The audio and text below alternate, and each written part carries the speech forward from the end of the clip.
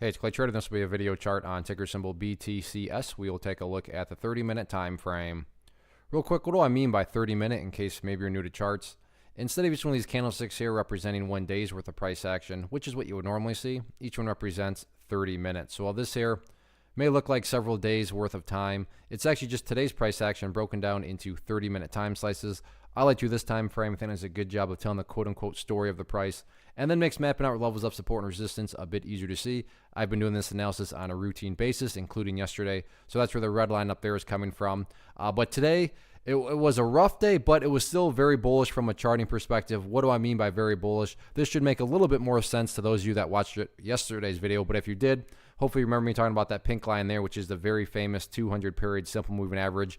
And in a nutshell, when the price is above that level in the world of charts, you want to see it act as support. And today, the price broke down below that purple line there. And surprise, surprise, check it out, the power of charts. Look right where the price bounced from, right at that pink line there. So from that perspective, it's good that the price held above and use that as support. That's why I say it was a bullish day because, like I said, this, and even if you have a surface deep understanding of charts, I'm sure you've heard of the 200 period and you're well aware that, yeah, this is definitely one of those famous levels in technical analysis. So good to see that it held rather than the price coming down here and had it just, cut down through there like a warm knife through butter. Well, at that point, that'd be a massive sign of bearishness. Now, don't get me wrong. I'm not saying that the price is guaranteed to hold above there. I'm just saying that it was good, from the quote unquote storybook perspective to see that level did indeed act as support. So if you haven't kind of connected those dots going forward, including tomorrow, to close out the week, pink line here, very, very important level of support. You definitely want to see that hold because if it doesn't, then that's where the chart would be running at risk of, going right back to where all it started before the big move even happened. So to kind of better illustrate this, let's get a support line in place.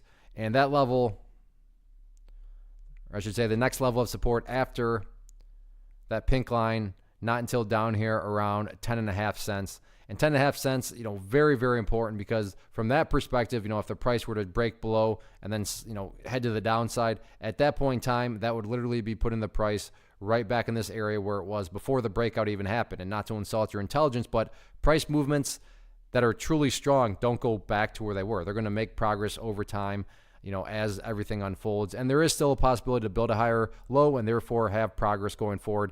But that all starts with ideally continuing to maintain above that pink line there. So we'll see what happens with it tomorrow, but 1 day left this week. So tomorrow should be pretty interesting.